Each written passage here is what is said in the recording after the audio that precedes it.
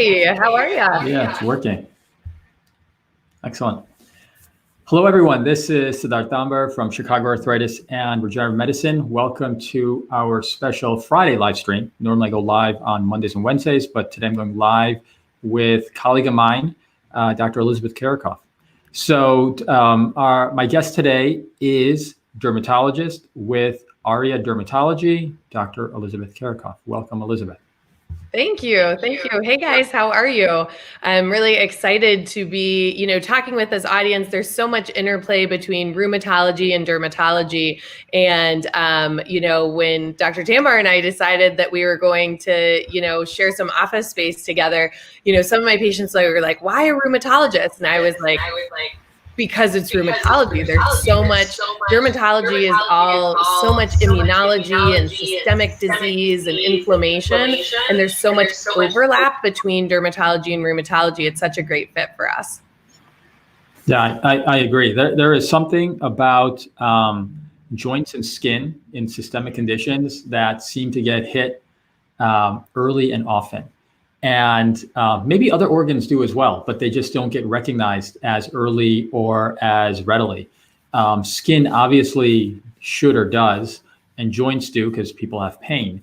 But it is curious that you have a lot of these sort of seemingly random conditions that do sort of connect the joint and the skin together, which I think it's just because they're so much more noticeable, but like we do have a lot of overlap in terms of who we see. Well, and I think it's also the impact on everyday life. Our patients, their skin disease or their joint disease impacts their quality of life every single day. It impacts everything they do. It impacts, for my patients, it impacts the clothes they wear, and probably for your patients too, because if their joints are inflamed, they're not going to be getting into a crew neck sweater. They're going to be choosing to, do a button-up shirt. And for my patients, that means that in the summer, sometimes they're choosing to wear long pants because maybe they have psoriasis and they don't like broadcasting the fact that they have psoriasis. But our patients kind of have this special, situation where they can't hide their medical diagnosis. When you have high blood pressure, nobody knows. When you have diabetes, most often nobody knows.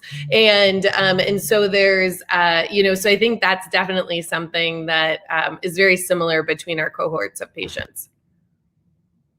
It's interesting because I tell patients who have joint and tendon issues that if you had something like diabetes or high blood pressure, you wouldn't wait until things were severe. Like you wouldn't wait till you had a heart attack. But when it comes to joint things, for sure, people wait until things are dramatically severe. My guess is that probably happens with dermatologic issues as well, that people just sort of grind through it and ignore it until it becomes something that is really highly impactful to their overall life, where then they say, hey, look, maybe I should actually see somebody about this. But in some weird way, we think of high blood pressure and diabetes as being, hey, if you don't do anything, this will lead to definitely problems down the line. But for some of these other things, skin and joint issues, we sometimes think, well, is that just a surface level issue? And frequently it does get ignored or sort of dismissed by a large part of medicine.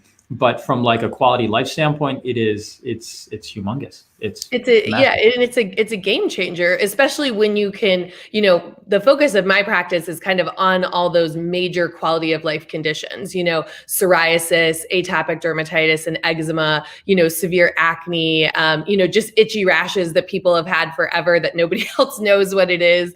And I think that those things, but there's something about being able to see it, at least in my case, that people think that also means that they should be able to fix it.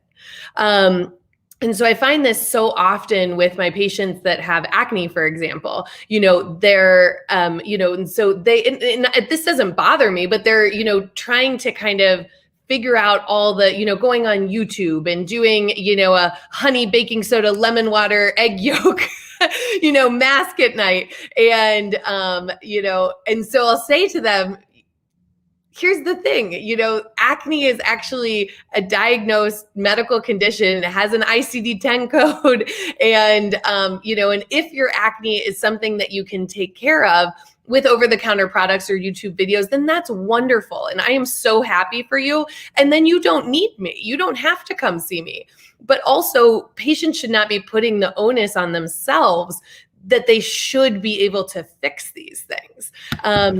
Or that they have to wait until it's been so long, or that they're so devastated, or, from the joint perspective, so debilitated, before, I always say I'd like to see you before you have scars all over your face. And when you have scarring, yes, that's something I can help with, and I can fix that. Or pigmentations after psoriasis lesions have gone away. Yes, I can fix those things. But if we meet each other earlier, then maybe you won't have those long-term sequelae after the fact, and I think that's another really direct parallel with joint disease. Yeah, that's interesting. By the way, does the honey yolk treatment work? I mean, is that something I should start incorporating into my own skincare routine? If it is, I'll get on that. Because I can't even see a pore on your face. So you have at baseline what we call, good skin, that you probably haven't had too many hassles with your skin, or correct me if I'm wrong. I, on the other hand, have been through 3 courses of Accutane as a teenager, and, have been around the block with skin stuff. And so people like me are always jealous of people like you that can put honey all over their face and not wake up in the morning with a rash all over their body. It's funny you say Accutane. My brother told me this story once. When he was a teenager, he saw a dermatologist for acne, and he'd been prescribed something, and he tried it for a few months. It didn't work.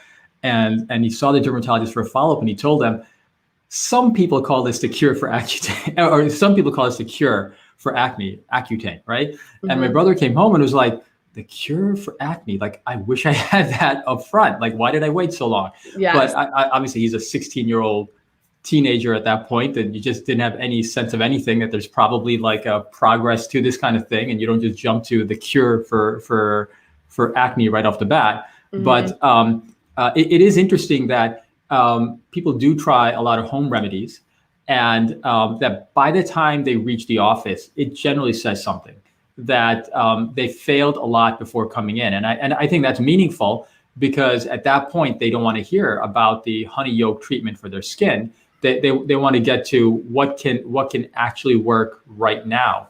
And that's, I think it's interesting, because I think physicians right now think a lot about, man, medicine is different now with COVID, telemed, this and that, what can you do? But the essence of what we do is still here's someone that has an issue. They failed some other things, and that's why they're here to see you. How do you add value right now? And you can do that in any format possible, regardless of the circumstances. Yeah, it's amazing how much, we've learned with telemedicine. And it was interesting, because when I was launching ARIA Dermatology, telemedicine was always going to be, you and I talked about it in the very beginning, before COVID was even a blip on the radar, of that was going to be a part of my model, just because I love the flexibility that it offers patients. And I have a lot of patients that are consultants that travel. I still see a lot of patients from Ohio. I see, you see patients in California, and so across the country. And so I really wanted to have a great telemedicine system. And so it was funny when, nothing was funny. Nothing has been funny about COVID, but, those things that we think of as, business owners and entrepreneurs coming into our, I was like, I'm going to have this telemedicine thing that's, but the benefit of it is that, yes, it's not unique to me now, but something that is really great is that our office plans to continue it, forever. And it was always something that was kind of part of our offering, and patients get that choice. Would you like to come into the office, or would you like to see us via telemedicine? And it's been amazing, because I thought, it might be a barrier, especially with new patients. But what I find is, in this, one-on-one virtual environment, it's really great. I don't feel like I feel like sometimes I'm losing something because I like to, touch the skin. Of course, I want to see the patient, but there's so much that we can do with telemedicine. That's really great. And I know you've, a big portion of your practice, right, is still doing telemedicine now as well. How has that worked out for you? Great question. Elizabeth, before I answer that, I think your IG feed, I think your audio is not coming through. Oh. And so it was suggested to me that can you disconnect and then not necessarily from IG, but like just kind of disconnect from the live feed and then reconnect. Okay.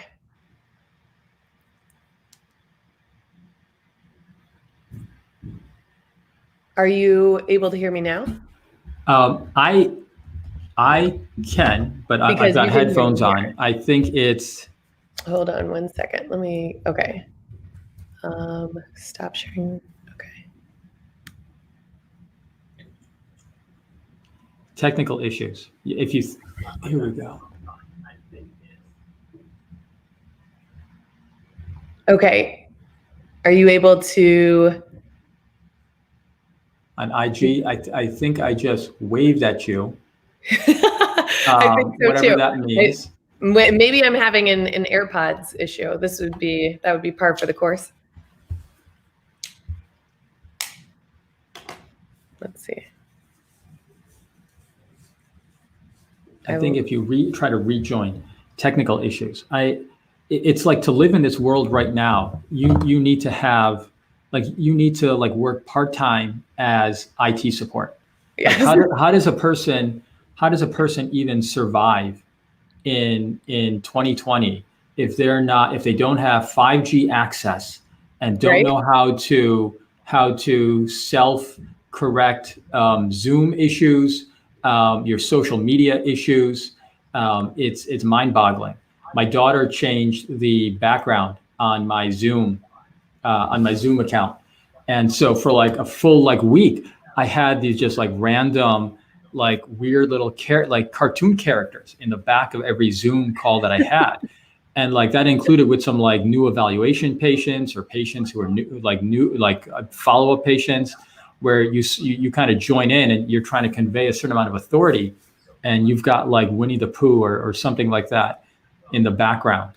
And I can only imagine, man, I really hope these folks really trust me. There we go. I know. It's like and I'm talking to you here because I sent a request and here we go.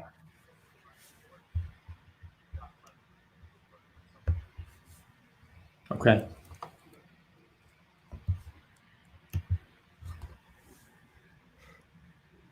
But it's interesting. As we think about when you think about public health issues, we think about obvious things. There's so much work that can be done for basic things like nutrition and diet and stuff like that. And yet, how do you convey that information, right? How do people stay connected, not just during COVID, but forever? Mm-hmm.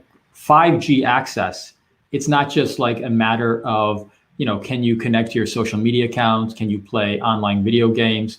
To an extent, it's also how do authorities of proper significance and value, how do they convey their message? Right. And it's absolutely. Thanks. So IG's given us problems today. It says that you're unable to join for some reason. I'll request again. I mean, I'm trying to get this to work on IG, Facebook, LinkedIn, Twitter, and YouTube. It's again, this is like I've said this before. This is the equivalent of for me to do this. This is the equivalent of a dog walking into the room on its hind legs and with a top hat on and saying, how are you, sir? Right? For me to get this to work requires so many evolutionary advancements that are unlikely to happen. Okay, I think we are back on. Yeah. All right, welcome everyone. We are, if you have stayed with us during this time, thank you so much, because your persistence and perseverance is probably better than ours. And we are back. We are pontificating about well, what you were just saying about the importance of, just 5G and broadband connection, doing these little things from a Wi-Fi perspective, when it comes to trying to do these educational events. I think you and I both have just like a deep foundational passion for educating our patients, because it breaks my heart to have someone come into me. Like, I had a patient who, is just like the most adorable, like sweetest person in the world. She had psoriasis actually for 20 years. And she came into me, and I was just like, my heart broke, because I knew I could fix her. And I knew not fix her, but fix her skin so that she wasn't so uncomfortable. And in 2 weeks, she came back and she was like, how is this possible? And so I think this is, we share a love for doing these type of educational events, and, just really, helping our patients to understand, when they need to come in, when they don't need to come in. Yeah, right, for sure. What led you to start RE Dermatology, right? Like, when people think about a physician starting a practice, you think sort of that, putting your shingle up and like it just starts. The reality is that it's like starting up any other business. There's just a unending number of problems that arise. Like I tell people this, like, like when you own your own business, like it is literally every day you show up and like you're getting slapped in the face with some kind of problem or another every single day. And so knowing that, what led you to start this new venture? Yeah, absolutely. So I think that, it's interesting, because what came right to mind is an adage that a mentor. So I was actually in public policy and health policy before I did my dermatology residency. And one of the things we always said when we were discussing legislation is you want to have a solution that's solving a problem. You don't want to be and have a problem looking for a solution, not a solution looking for a problem. And so, in this case, a solution looking for a problem is like, oh, I just decided to start a derm practice because I woke up one morning and that was what seemed like fun. And so really, I was looking to solve a problem. And so many times literally yesterday afternoon, I was talking with a mom of a 15-year-old girl. And we were talking through kind of her, she was filling me in on what her daughter had tried before. And we were getting her set up for an acne appointment.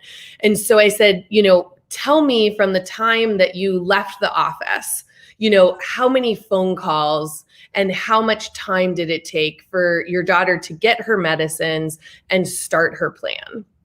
And she was like, wow, yeah, at least 3 or 4 calls to the office. And then when we got the prescription, we didn't know if it was for the morning or night. And then so we had to call the office back about that. And then we had to wait on this. And then there was an over-the-counter wash that we were supposed to get, but it wasn't written down. And then, and then this whole thing. And she was like, so it was like 2 weeks and 3 or 4 phone calls, not including the phone calls to the pharmacy. And the mission or kind of the stance behind ARIA Comprehensive Dermatology is that comprehensive nature, because I like to think that we kind of slow down to speed up. So my office visits, typical dermatology visit is, between 6 and 7 minutes, and they're very effective. And dermatologists, we're trained, our eyes are trained to recognize diseases and patterns and do these things very quickly. But what I've found is that even though I can be successful and do it that way, it sometimes doesn't stand the test of time. And what does stand the test of time is the relationship the patient has with their doctor. And so our slow down to speed up philosophy is is that when you come in for your first appointment, the first visit is at minimum 30 minutes. It's anywhere from 30 minutes to an hour, depending on what the visit is for. And we really kind of dive into all of the things that have worked in the past and haven't worked.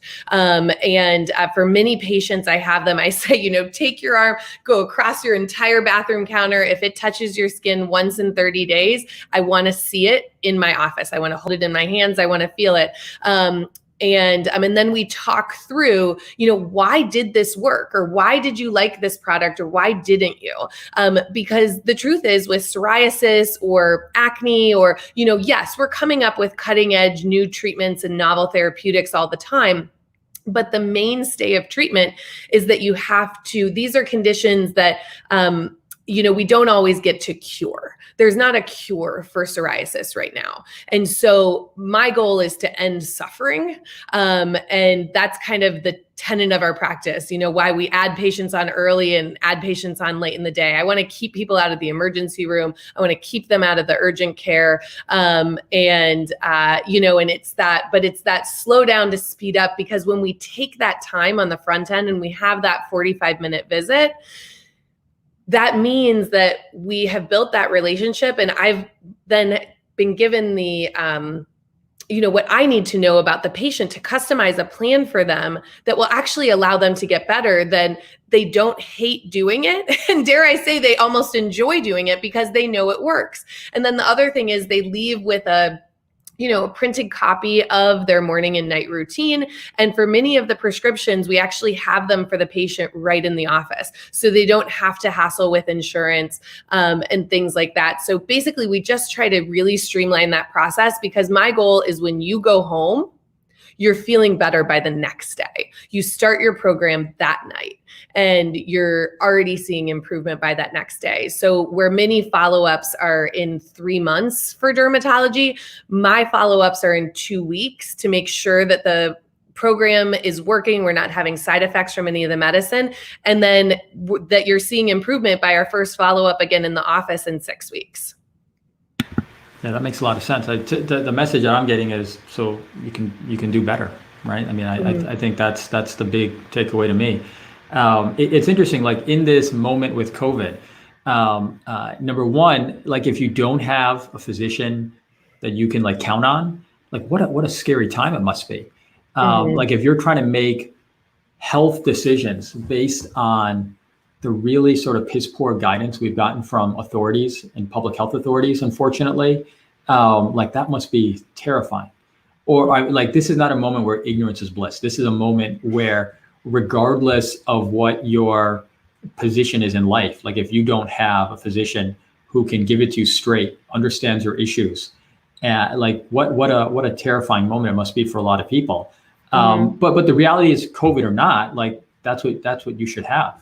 Like if you, and just having that relationship, like someone that you've established care with, that you can call, even if things are great. Because many of my patients, I'm like, hey, you don't need to see me for 6 months, but also they know that they can reach me if they do have a flare, and that's where, that establishing of care, exactly what you're saying. Like I always talk to my patients about, building your team, and if it's a psoriasis patient, for instance, like that means, certainly me as a dermatologist, but we need the primary care doctor involved in 30% of our patients that have skin psoriasis have psoriatic arthritis. And so then we need to have a rheumatologist often on board as well, to get the best advice on the most cutting edge therapies for the arthritis conditions.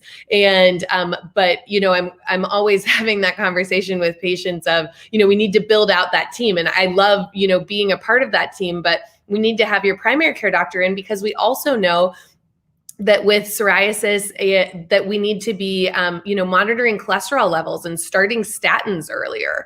And we need that your primary care doctor is part of the team, because they're kind of the quarterback of the team here, and I'm a wide receiver and you're some other position. I don't know football that well, but or you can be the wide receiver. I can be something else. But, like having that team is so important. Yeah, it's interesting for inflammatory conditions. Like we don't think long term with them. Meaning, if you've been diagnosed with like an autoimmune inflammatory condition, the thing is, short term, those kind of active inflammation things, we're actually, like, we have pretty good algorithms and understanding about how to get those things under control. But the bigger problems for those folks 20 years down the line, 30 years down the line, is massively higher rates of things like heart disease, metabolic syndrome. And like, medicine doesn't really think long term like that well enough, unfortunately. And so for folks who have things like psoriasis or other kind of autoimmune issues, like, it really should be a trigger to then say, what do I need to do to change nutrition, supplements, exercise, lifestyle? Like, it's a moment to sort of step back and say, not to just look at it as, okay, I've got higher risk for other cardiovascular issues, but rather it should be a moment to say, how do I improve everything else in life? And some of that can be done, in the physician's office, but a lot of it, you do need those other team members to sort of help make those kind of changes, because that's stuff that medicine frequently does not have their eye on the ball for.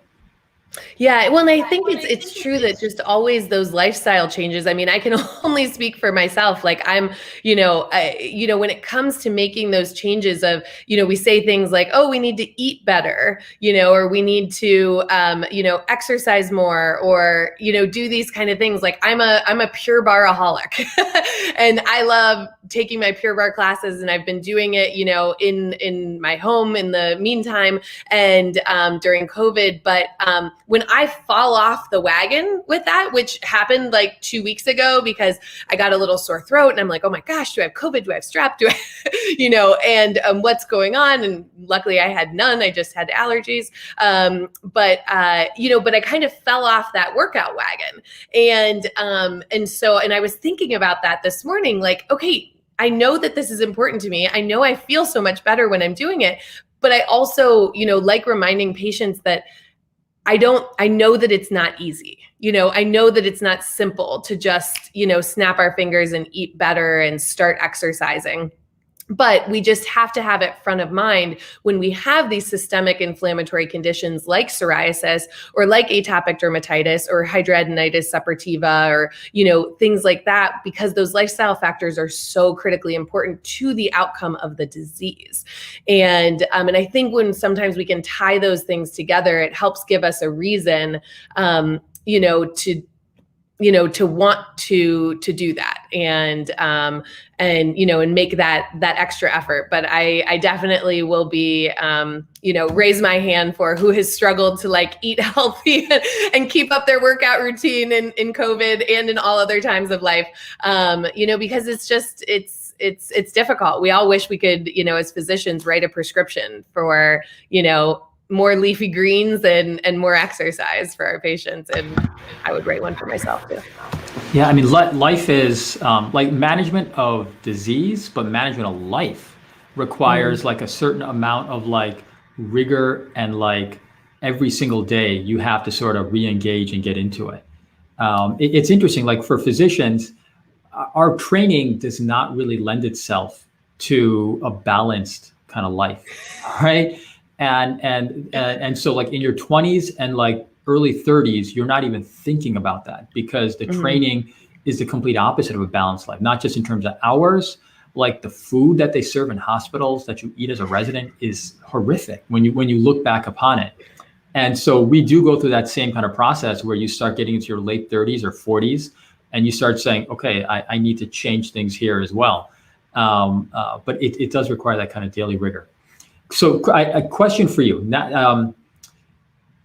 psoriasis. What do you recommend in the wintertime? Like, what has to change for psoriasis patients with the seasons? I remember hearing this when I was a trainee, that an old school recommendation for psoriasis and psoriatic arthritis was in the wintertime, go take a vacation in the south of France.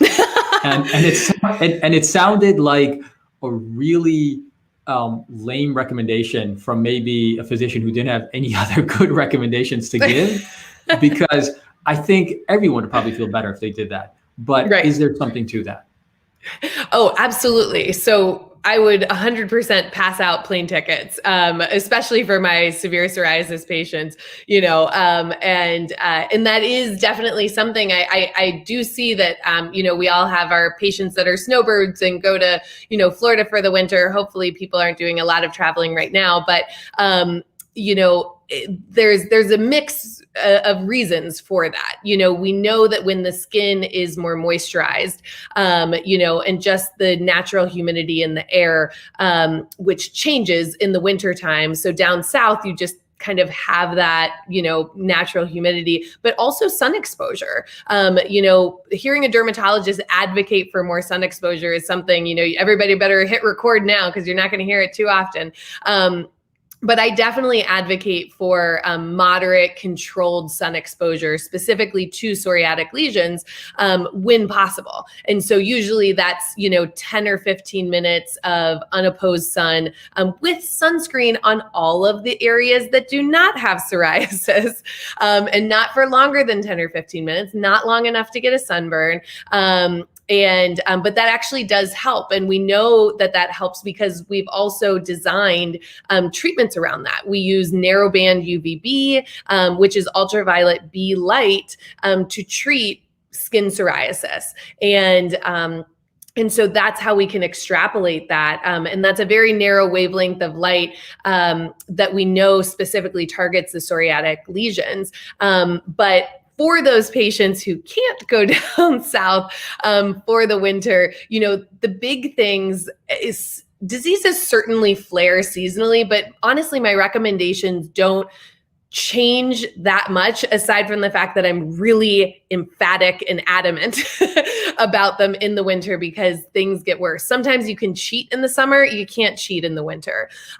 So the three most important things that I would say are making sure that what you're washing with in the shower is a gentle cleanser. It should be a Dove sensitive skin bar soap, a CeraVe, a Cetaphil, a Vanicream, something like that. CeraVe recently came out with a psoriasis cleanser, and those are things that can be helpful, but that cleanser should only be used on your psoriasis lesions. In general, it needs to be fragrance free, okay? And to be really clear, fragrance free and unscented are totally different. Unscented means there's still masking fragrance in the product, so you need to be using a product that's actually says on the front, fragrance free, okay? These patients cannot, they should not be asking for Bath and Body Works products, as holiday presents. Because that fragrance free is so important. And that goes into my second recommendation, which is really good moisturizing. And so using a nice bland moisturizer all over the body, not just the psoriasis lesions. But before the moisturizer, if you're using a topical prescription medication, that should always go first. We always want what's going to be most helpful to the psoriasis lesion touching the skin first. So washing with a gentle cleanser, psoriasis medicine, prescription medicine from your dermatologist on your psoriatic lesions, and then a gentle fragrance-free moisturizer all over the whole body.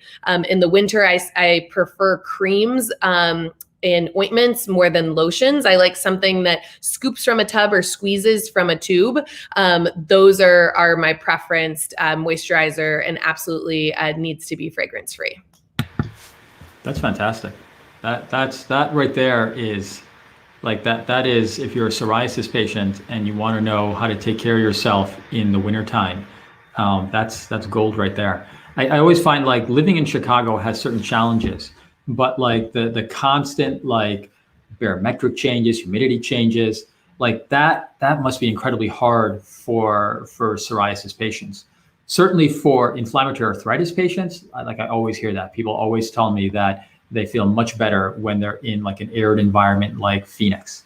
And and the funny thing is, like, I know a lot of rheumatologists who work in Phoenix. And so like it makes me think, well, is it just the up and down that's hard with like the kind of environment that we live in here?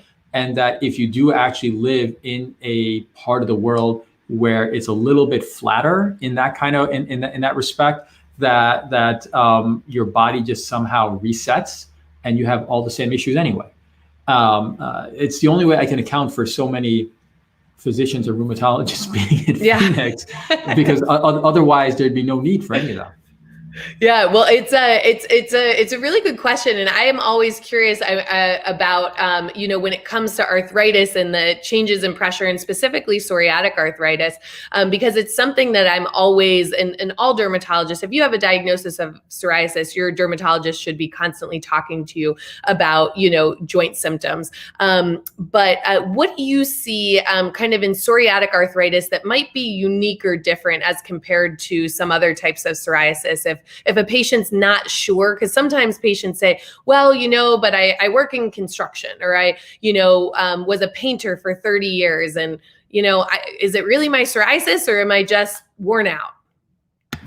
Yeah, I mean, that's a great question, because that is, that's like 95% of what my job is, right? To figure out, is your issue inflammatory or instability, right? Inflammatory meaning you've got inflammation, total body, and there's something there that needs to be managed, versus instability, where it is that more wear and tear issue. And a lot of it is, part of it is history, exam. There's some diagnostic ultrasound things that can really kind of give that away.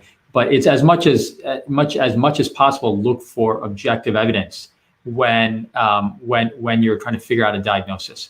And the reality is, for a lot of our inflammatory arthritis patients, that over time, they also get, degenerative wear and tear, tendonitis, arthritis issues as well. And it's important that you don't use the wrong tool for the wrong diagnosis. And so as much as you can be objective in making that judgment call with some very key defining features, you can keep people in the right, in the right sort of process of treatment. To me, it's more than anything else, it's understanding the pathology, the disease, the process, the normal sort of function of the musculoskeletal system, and then figuring out what is actually off on that. And so, like, not uncommon is an RA patient or psoriatic arthritis patient that'll say, you know what, like, I was feeling better, but I still feel like my condition is 5 out of 10 active.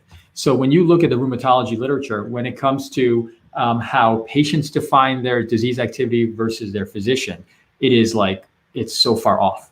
And it's because of that dichotomy, that it's about setting the expectations of, well, this part of your condition is going to get better with this treatment, but there are these other things that really need to be managed with some more exercise-based activities, maybe some supplements, maybe some other things. But it is sort of resetting those kind of expectations and getting people on the right path. But more than anything else, just by any kind of objective evidence. Mm-hmm, mm-hmm. Yeah. And I think that's so important, just to remind our patients that, like, just because your arthritis patients don't have skin symptoms now, and my, skin psoriasis patients don't have arthritis symptoms now, inflammatory diseases are that's kind of why that's my niche, is that, they evolve and they change, and they tend to have these, downstream impacts. And so I think just kind of, having our patients like have that, that this is just something that we need to be aware of, and we need to be watching out for it. And and so it's something that we're, as dermatologists, like, just screening about. Because the truth is, for psoriasis now, like, patients should not be suffering. I was talking to, I have, with going back to starting a new business, I have a great executive coach, who I talk with, excuse me, every now and again. And he said, I really think the premise of your business is like eliminating suffering. Like, you hate seeing, excuse me, excuse me, you hate seeing people suffer. And I think it's also just because there's so many things to do to eliminate that suffering now. And so that's, I think, a major thing for me. I don't know what's happening to my voice. I'm going to get some water. But what do you see that, like, from a joint perspective for you? Yeah, great. So, the reality is that joint issues in general get treated pretty poorly by medicine. And that's in large part because the sort of traditional model of care is you're really just trying to cover up pain, and you sort of wait until things progressively get worse. And part of that is because our prior treatment options have been really, really limited and poor. And part of that is because I think people, physicians in particular, look at joint and musculoskeletal issues as not being quite as medically important. And so that combination of limited tools and limited sort of sense of concern about what these kind of conditions can do from quality of life or what else they can kind of lead to long term, I think has led to most of medicine looking at pain and arthritis tendonitis as something that you just sit on and just grin and bear it until it gets so severe that you need surgery. And that's not good enough, right? Like that is like, who wants to live like that?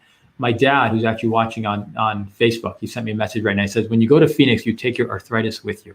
Like you pack it in a suitcase. But like, he's 75 years old and he still runs marathons. My mom is 74 and she still is working out 4 or 5 times per week, right? Like if you strictly looked at the people that you care about and if they were suffering, would you sit there and say, I don't know, that's life, right? Like in every life, there must be some rain, just accept it, right? Like that's too harsh. As a physician, our role is to find solutions, find value, find ways to help relieve that suffering. So things that seem like they're very, life problems, skin and joints, they're a bigger deal than people realize. I remember hearing Ken Gordon, dermatologist. I think he used to be at Northwestern. I think he's down in Evanston now. But I remember as a fellow, I heard him give a talk where he said that like quality of life measures when it comes to psoriasis are so much worse than people realize. Like it is up there with the most severe things you could imagine. And he gave this story where he had a patient with psoriasis who also had cancer, was getting chemo. And while she was getting chemo, the other patients around her, all were sick, had like moved away from her. They didn't want to sit next to her. Yep. And you think about that and you go, wow, like here's a setting where everybody is sick. Like nobody looks quote unquote healthy.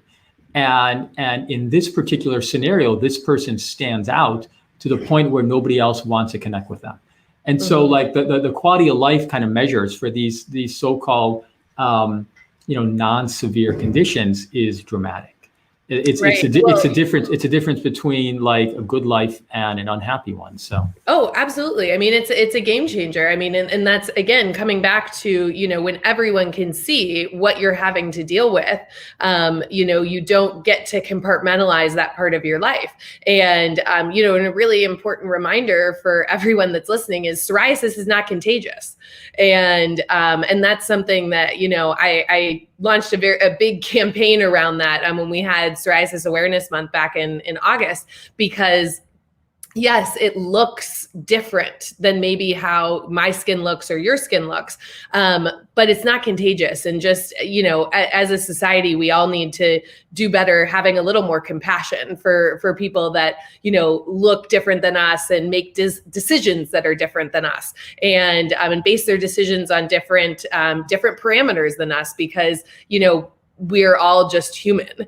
And when it comes to our psoriasis patients, we need to remember that they're experiencing kind of this, exactly what you said, this kind of standoffishness sometimes when they're interacting with people. And it's so sad. But it's so real. And so one of the things that we're doing at ARIA Dermatology, we just kind of decided this month is that, you and I have been doing in the office November, we've been doing this great like coat drive and giving, discounts on products and services and things in the office, or anybody that brings in a coat or canned food or perishable food items. And that's going to, we're continuing that. And So anyone that wants to participate, just reach out. But for psoriasis, I had another patient reach out to me the other day, and they were, I work with a free clinic in Chicago, and they haven't been, because of COVID, they haven't been seeing patients the same way. So next week, for the week of Thanksgiving, I'm doing complimentary 30-minute skincare consults via telemedicine for, even if you have a psoriasis diagnosis, you already have a dermatologist, but you just have some questions. You're wondering why, this cream goes on top of this cream instead of vice versa. But I think that this is something that, I want to put that education and that information to the people that need it, and be able to have those conversations, because I think that everyone's journey with their psoriasis or their atopic dermatitis. This is atopic dermatitis too, patients, anybody. If you've got a rash, next week we'll get you in. But it's so unique, and people really need a plan that's customized for them. And they need to, and sometimes they need more than 5 minutes to ask their questions. And so I think that, anyways, what you just said really struck a chord with me, because I think that patients are so often marginalized from that perspective. And it's something that is just a personal passion of mine to make sure that doesn't occur on my watch. Yeah, I mean, definitely. I mean, in life in general, we need obviously more empathy for other people, whether it's based on politics, race, religion, disease, no disease, money, no money. We need more empathy for sure. I think a really nice, an amazing part about medicine is it's not always algorithmic or straightforward. It is very muddy, right? And people look at that aspect of medicine and see that as a weakness. Meaning you look at COVID recommendations and you go, man, the recommendations are all over the mark, right? That's crazy.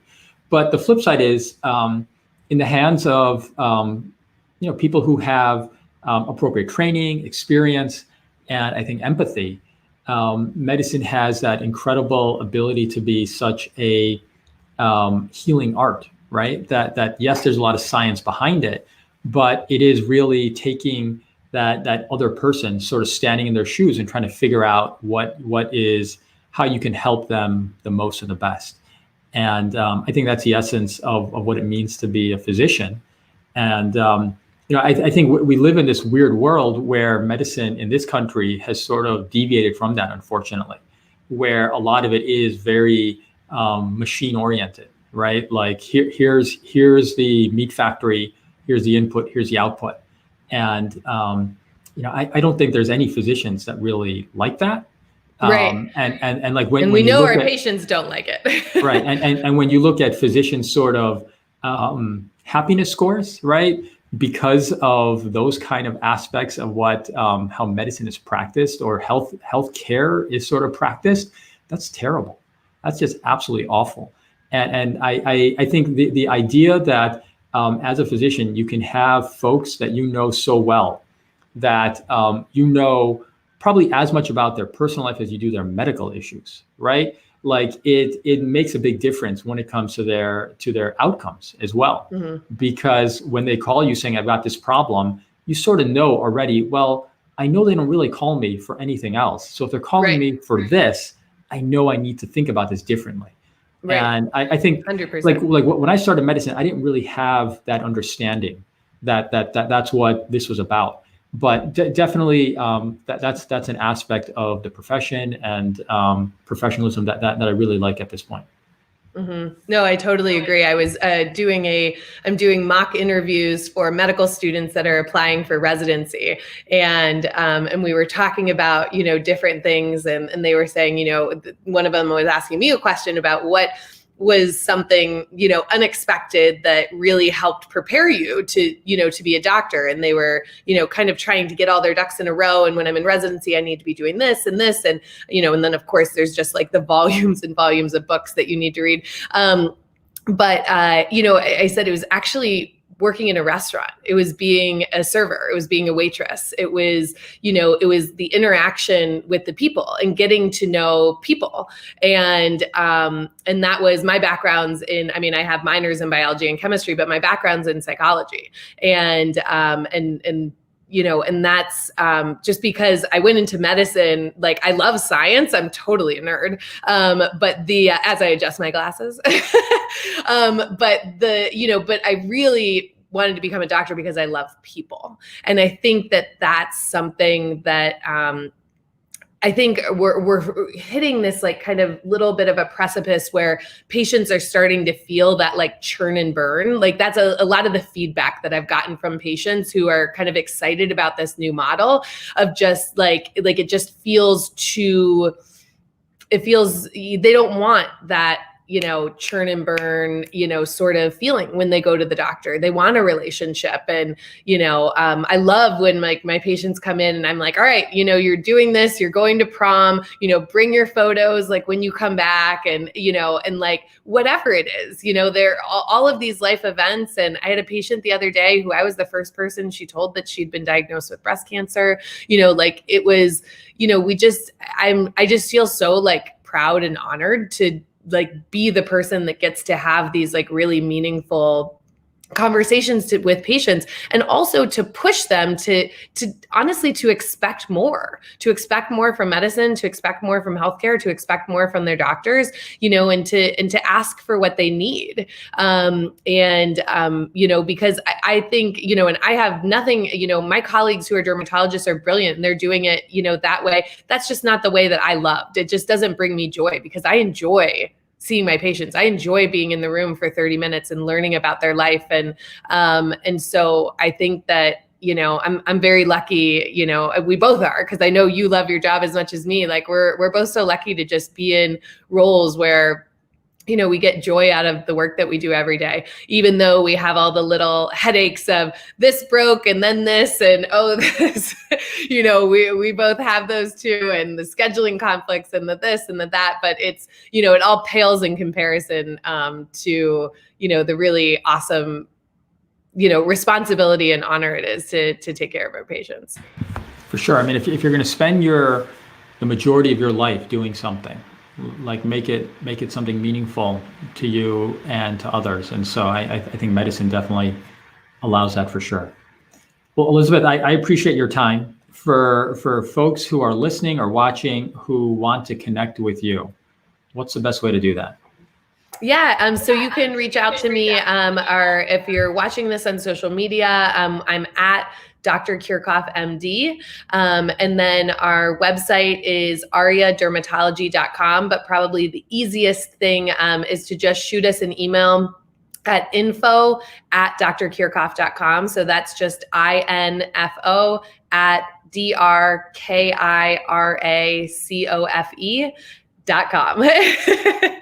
And we actually see patients all across the country via telemedicine because I'm licensed in lots of states. I do a lot of work in rural communities as well. So if you have any skin questions or need some skin help, we're happy to help.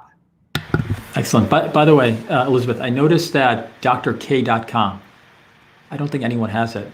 drk.com. Oh, there might be. I know some people call you that anyway. So like, yeah, there might be. You might be able to snag that. So Darth, you're onto something here. I think that this is, I think I should definitely look into this. And by me look into this, have people that are smarter than me about web things look into this.